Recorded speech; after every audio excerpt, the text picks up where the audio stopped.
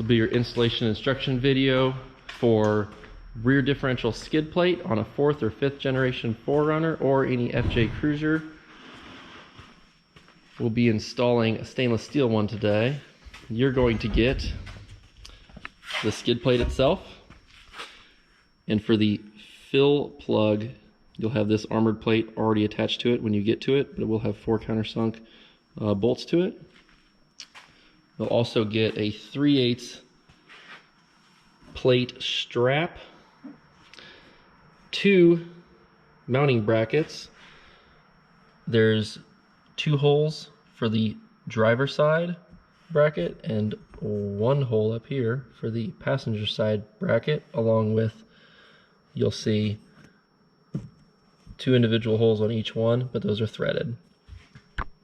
And also for hardware, you're going to have all M8 by 1.25, but there's going to be 2 45mm long bolts, 2 25mm long bolts, and 4 16mm long bolts. So you're going to come in here, and Chip is just going to start getting it. You've got 2 bolts that you're going to loosen up and take out right now. One is obviously right here that he's removing. 12mm socket takes it off. And that bracket, you want to kind of move it out just a little bit for right now. Off on the passenger side, same thing. Now on this one, it's not the bracket itself, it's the one right below it that holds the brake line on.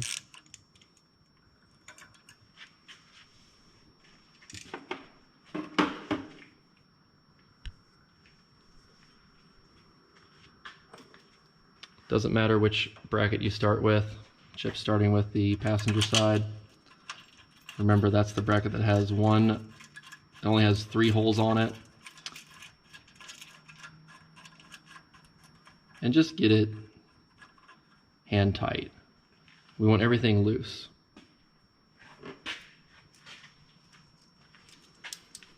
Now on this side, you've got this little tab, factory tab in the Toyota bracket.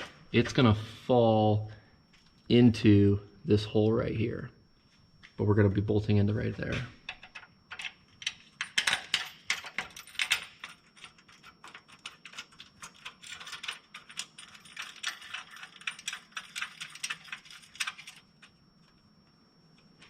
All right, so that's going to set up the mounting for the skid itself. Now, you're probably at the house and you don't have your vehicle up on a lift. So what you would do is just use a floor jack or a friend, and he's just gonna hold up the diff skid on the bottom. Now, since we are up on a lift and just for the video, we're gonna use kind of a cheater block here, but know that that's why. So when you put this thing on, you're gonna hook the front on first, then it just kind of slides underneath it, and you're just gonna wanna hold this in place.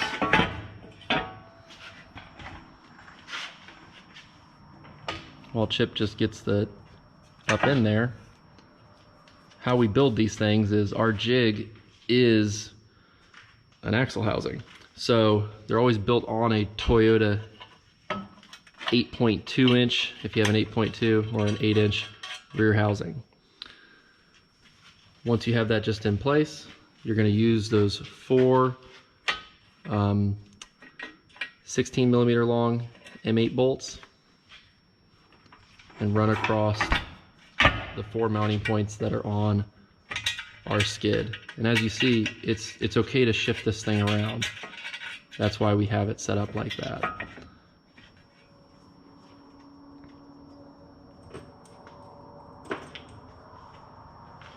Now, what Chip likes to do is he gets 2 of them just in here and hangs it.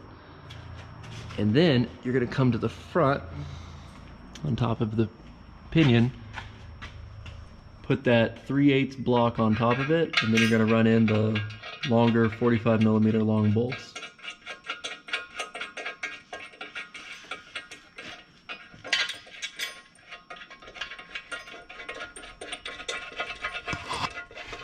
Yeah, Chip can do 2 at the same time.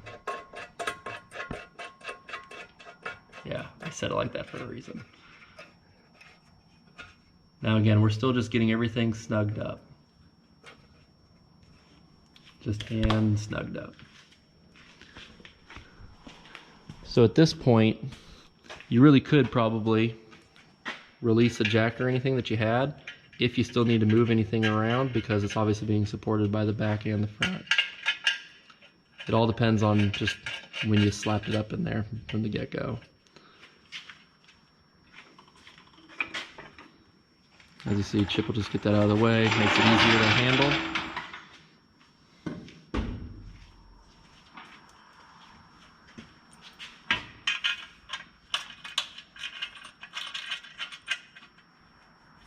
Put the last one in, and now it's time to just tighten everything up. This is where you're going to want to push up on the bottom, just like Chip is doing again, because that's where the load is going to be delivered. And at this point, you're just going to go ahead and tighten everything up on the back. The reason why you want to push the diff skid up onto the bottom of the axle housing is, unlike some other designs that are out there, none of these bolts that we're holding it onto does anything during an actual impact. In theory, if you had this thing about to hit a rock and no bolts were attached to it, the skid doesn't move at all. It's the fact that we build them on housings.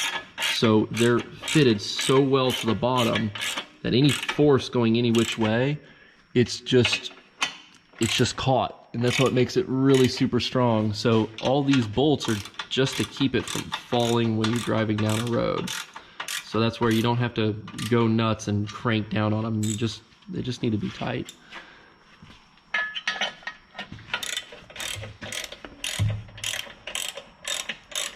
Now for the front strap, this is where we get in a little bit of engineering. This is a cast piece, meaning they can make the internals very accurate, but the external pieces of the case are not. So it's almost impossible to have this distance always be exactly the same.